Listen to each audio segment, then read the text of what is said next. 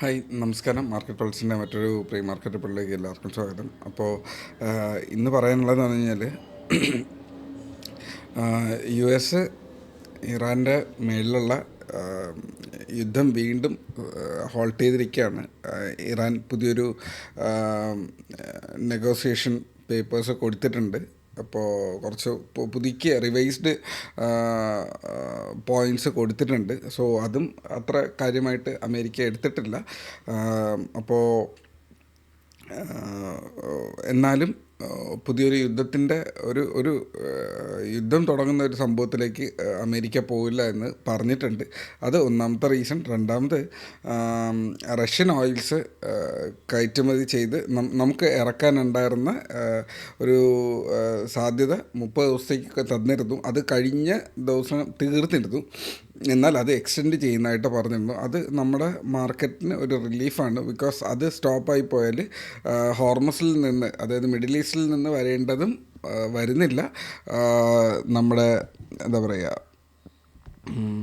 ഹോർമസിൽ നിന്ന് വരുന്ന ഓയിലും വരുന്നില്ല, റഷ്യയിൽ നിന്നും വരുന്നില്ല എന്നുണ്ടെങ്കിൽ നമുക്ക് അവിടെ ഒരു സ്കാർസിറ്റി വരാനുള്ള, എനർജി സ്കാർസിറ്റി വരാനുള്ള സാധ്യതയുണ്ട്. അപ്പോൾ ആ ഒരു എനർജി ക്രൈസിസ് വരാതിരിക്കാൻ വേണ്ടിയിട്ട് അതങ്ങനെ തന്നെ പോട്ടെ എന്നുള്ളത്, അത് അഡ്വാൻറ്റേജ് കിട്ടുക ചൈനയ്ക്കും ഇന്ത്യക്കും തന്നെയാണ്. അപ്പോൾ അതവിടെ നടക്കുന്നുണ്ട്. അപ്പോൾ ഇത് നമുക്ക് പോസിറ്റീവായിട്ട് സംഭവിച്ചു.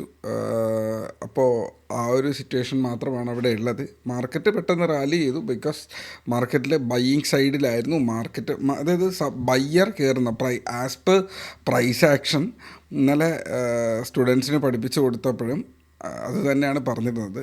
മാർക്കറ്റിൽ ബയ്യർ വരുന്ന ഒരു കാലഘട്ടമുണ്ട്. ഓക്കെ, ചാർട്ടിലേക്ക് വരാം. കുറച്ച് കൺജസ്റ്റഡ് ആയിട്ട് ഫീൽ ചെയ്യും. ഇന്നലെ പഠിപ്പിച്ചതിൻ്റെ ഡിലീറ്റ് ചെയ്യേണ്ടതൊന്നും ഡിലീറ്റ് ചെയ്തിട്ടില്ല. ഓക്കെ, എന്തായാലും നിങ്ങൾക്ക് ഇത് കാണുമ്പോൾ ഇതൊരു ഡബിൾ ബോട്ടമായിട്ട് മനസ്സിലാകുന്നുണ്ടല്ലോ. ഞാൻ ആദ്യം അതിൽ നിന്ന് തന്നെ ഡിലീറ്റ് ചെയ്യാം. ഇതൊരു ഫിബിനോസിയാണ്. പഠിപ്പിച്ച് കൊടുക്കാൻ വേണ്ടിയിട്ട് യൂസ് ചെയ്യുന്നതാണ്. ഞാൻ പേഴ്സണലി അധികം യൂസ് ചെയ്യാറില്ല. ഓക്കെ, ഞാൻ എന്തായാലും അത് ഡിലീറ്റ് ചെയ്യാം. ഓക്കെ, ഇതൊരു ഡബിൾ ബോട്ടമാണ് എന്നുണ്ടെങ്കിൽ ഇന്നലെ മാർക്കറ്റ് ഇതിൻ്റെ ബോട്ടം സൈഡിൽ, ഈ ഒരു വീഴ്ചയുടെ ബോട്ടം സൈഡിൽ നിന്ന് ബ്രേക്ക് ഔട്ട് ചെയ്തു. ആദ്യത്തെ റെസിസ്റ്റൻസ്, അപ്പോൾ ഫസ്റ്റ് റെസിസ്റ്റൻസ് ഹിറ്റ് ചെയ്തു, അത് ബ്രേക്ക് ചെയ്തു. രണ്ടാമത്തെ റെസിസ്റ്റൻസ് എത്തി, അത് റെസിസ്റ്റൻസ് എടുത്ത് നിൽക്കുന്നുണ്ട്.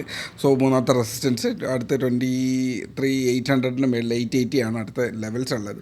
സോ ഈ മൊത്തത്തിലുള്ള ചാർട്ടിനെ ഞാനൊന്ന് ചെറുതാക്കിയാൽ നിങ്ങൾക്ക് ഇതിനകത്ത് കാണാൻ പറ്റും. സോറി, ഒരു സെക്കൻഡ്. ഇതിൽ കാണാൻ പറ്റും ഒരു യെല്ലോ ലൈൻ ഇട്ടിരിക്കുന്നത്. മാർക്കറ്റ് ആ യെല്ലോ ലൈനിൻ്റെ തൊട്ടടുത്താണ് നിൽക്കുന്നത് അല്ലേ. ഓക്കെ, ചാർട്ട് കുറച്ചുകൂടെ ഞാൻ ടൈം ഫ്രെയിം എങ്ങാനും മാറ്റാം. ഓക്കെ, ഇപ്പോൾ നമ്മുടെ ചാർട്ട് നിങ്ങൾക്ക് മനസ്സിലാവുന്നുണ്ടെന്ന് വിശ്വസിക്കുന്നു. ഇതൊരു ഡബിൾ ബോട്ടം. എന്നാൽ ഡബിൾ ബോട്ടത്തിൻ്റെ ഒരു ഏറ്റവും ആദ്യത്തെ ഒരു റെസിസ്റ്റൻസ് ഉണ്ട്, ഏറ്റവും ടോപ്പിലൊരു റെസിസ്റ്റൻസും ഉണ്ടെന്ന് വയ്ക്കാം. അപ്പോൾ ആദ്യത്തെ റെസിസ്റ്റൻസിൽ വന്ന് തട്ടി നിൽക്കുന്ന ഒരു ഏരിയയിലാണ് നിൽക്കുന്നത്. ഈ ഒരു യെല്ലോ ലൈന് മാർക്കറ്റിൻ്റെ മീഡിയനായിട്ട് ഞാൻ പറഞ്ഞിട്ടുണ്ട്. അല്ലാതെ ഈ ഒരു വീഴ്ചയുടെ അറ്റ്ലീസ്റ്റ് ഇതിന് മേളിലെങ്കിലും കയറേണ്ട നമുക്ക് മാർക്കറ്റിലൊരു തിരിച്ചു വരവിനെ കുറിച്ച് ചിന്തിക്കേണ്ടതില്ല. ആ ഒരു തിരിച്ചു വരവാണ് അവിടെ സംഭവിച്ചിരിക്കുന്നത്. അപ്പോൾ ആ തിരിച്ചു വരവ് ഫുള്ളി ആയിട്ടുമില്ല. അപ്പോൾ പുതിയ പൊസിഷൻ എടുക്കുന്നതെന്ന് വെച്ച് കഴിഞ്ഞാൽ റിസ്ക്കിയാണ്. കുറച്ച് പൊസിഷൻസ് എടുക്കുന്നതുകൊണ്ട് കുഴപ്പമില്ല. യഥാർത്ഥ ട്രേഡ് വരിക എന്ന് പറയുന്നത് 24,000 മേളിലോ 24,100 മേളിലോ ഈ ഒരു ഏരിയയ്ക്ക് മേളിലൊക്കെ വരുമ്പോഴാണ്. ഇത് ഇവിടെയൊക്കെ ഉള്ള ഒരു റെസിസ്റ്റൻസ് ഉണ്ട്. ഇതിന് ശേഷം വരുമ്പോഴാണ് പിന്നെ ബൈ ഓൺ ഡിപ്പ് എന്നുള്ളൊരു കോൺസെപ്റ്റിൽ ഈ മാർക്കറ്റ് വിടുന്നതിൻ്റെ, ഈ മാർക്കറ്റ് തിരിച്ച് കയറിയത് FIs ബൈ ചെയ്തുകൊണ്ട്. അപ്പോൾ FIസിൽ വിശ്വാസമുണ്ട് എന്നുണ്ടെങ്കിൽ അവിടെ ബൈ ചെയ്യുന്നത് കൊണ്ട് കുഴപ്പമില്ല. അവരെ പക്ഷേ എത്രത്തോളം ബൈ ചെയ്യുന്നു എന്നുള്ളത് ഉറപ്പില്ല, നമുക്ക് നോക്കാം.